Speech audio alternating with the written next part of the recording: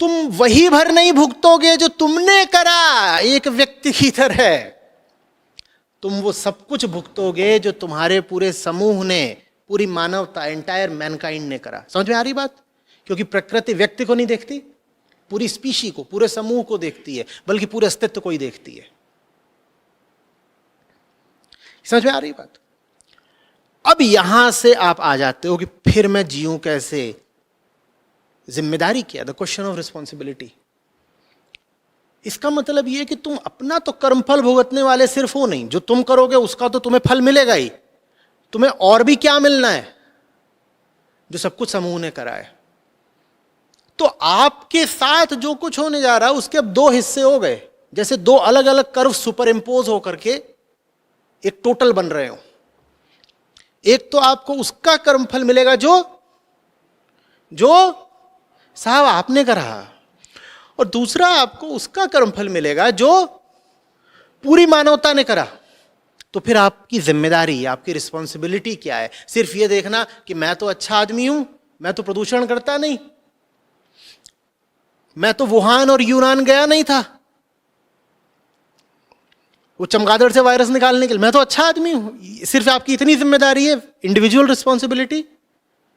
मुझे बताइए, आप अगर इसी में पड़े रहेंगे तो फिर शिकायत मत करिएगा जब वायरस आके आपको आपके घर से उठा ले जाए। एक नहीं, बहुत न जाने कितने वायरस है तो जो इंतजार कर रहे हैं, उस पर अभी आएंगे। क्या आप ये कह सकते हो मैं तो अच्छा सात्विक आदमी हूं, मैं तो बिल्कुल शुद्ध सात्विक आहार लेता हूं, जानवरों को मारता नहीं, अब पड़ोसी मार रहा है तो ये तो उसकी फ्री विल है, ये तो फ्रीडम ऑफ एक्सप्रेशन या फ्रीडम ऑफ फूड या जो भी बोल लीजिए, ये भी उसकी राइट है, वो कैसे भी जिए। साहब वो जो कुछ कर रहा है उसका कर्मफल आप भुगतने वाले हैं।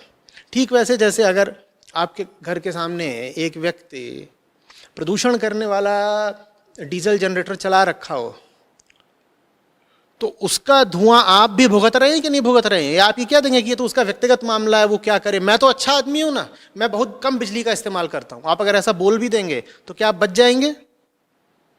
क्या आप बच जाएंगे? आप नहीं बचेंगे ना। उसी तरीके से इस दुनिया में हर इंसान जो कुछ कर रहा है, ये बात हमें थोड़ी अजीब लग सकती है, ये बात हमें गैर वाजिब लग सकती है, लेकिन बात ऐसी ही है। इस दुनिया में कहीं भी कोई भी आदमी जो कुछ कर रहा है, उसका नतीजा, उसका परिणाम, उसका कर्मफल हम में से एक एक को भुगतना पड़ेगा। इसीलिए समझाने वालों ने इतनी मेहनत करी सबको समझाने की, क्योंकि कहीं भी कोई भी कुछ भी करेगा उसका अंजाम तो सब भुगतेंगे ना, सब भुगतेंगे ना। तो अगर सबको बचाना है तो सबको सिखाना पड़ेगा। आप ये नहीं कह सकते इतने लोग सीख गए, इतने लोग समझ गए, अब बाकी नासमझ हैं, भोंदू हैं, तो हम क्या कर सकते हैं? वो जो नासमझ लोग भी कर रहे हैं उसका अंजाम भी समझदार लोग भी भुगतेंगे। तो अगर कोई समझदार है तो उसकी जिम्मेदारी हो जाती है कि उन नासमझों को भी समझाए, जिस भी तरीके से हो सके उनको गलत काम करने से रोके।